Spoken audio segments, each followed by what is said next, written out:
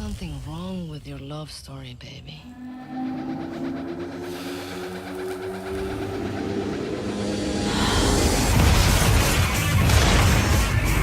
You let people think you're weak. Sooner or later, you're gonna have to kill them.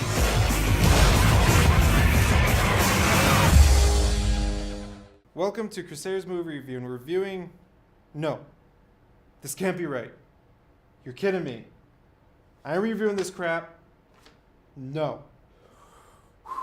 I ain't doing this. I ain't doing it. Just because I'm telling you this story doesn't mean I'm alive at the end of it. It's that kind of a story where things just got so out of control.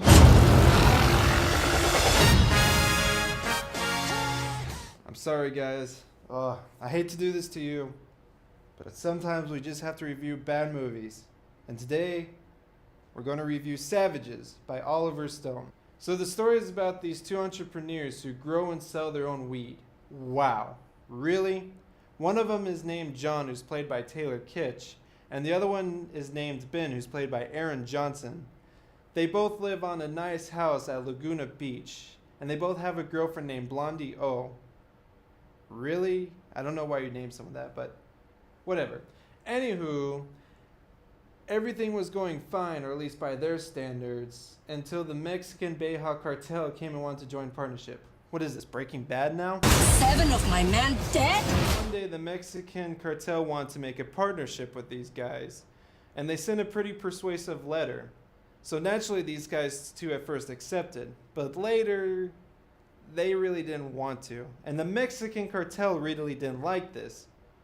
So what did they do? They took the only thing those two guys liked, their girlfriend. So the lighting was actually the better part of the story. Oliver Stone decided to use the sun and its different levels of intensity and hues to set the mood. In the beginning of the story, it was warm and vibrant, which showed an idyllic view of sex, money, power, and drugs. And that's all a man really needs. But later, it started to become dull and show the true colors of the character and that everything is not as nice as it really is. So for the camera work, in one of the scenes, the characters were talking through Skype, but instead of using a computer camera, they decided to go with a 5D camera using a fisheye lens, which really helped the scene out a lot. So for the sound design, they decided to go with a guy named Gary Hecker who did the Foley work. Now he did a really good job of syncing the sound to make it sound realistic to what was shown. Now for the music composition, they decided to go with a group of people called the White Noise Lab. And they ultimately did a pretty good job. So ultimately, there's really nothing to complain about the sound design. So what are the bad things about this film? Well, the acting was good and they gave a good performance, but it was really hard to follow them. They really didn't have any way to connect with you, and the whole time you're trying to find that little good in them. I'd take the deal instead of decapitation. Get your car, girl, and I will do anything to get her back. You stabbed a federal... Now, the story may or may not be digested because there's a lot of controversial ideas like legalizing weed or having one girlfriend share between two boyfriends and it working out. But hey, on top of that, the movie is over violent and it's just a bloody mess. So what do we have here? We have a beautifully lit scene that utilizes the sun to set the mood.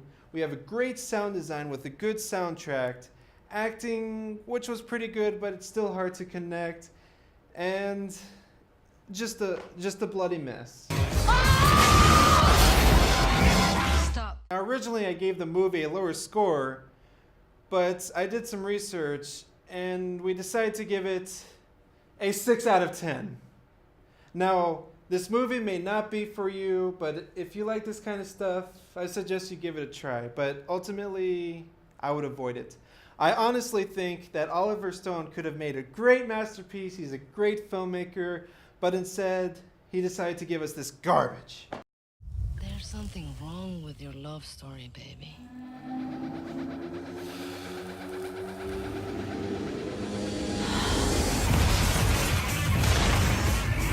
You let people think you're weak.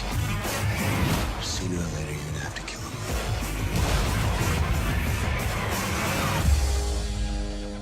Hang in there, baby. We're coming for you.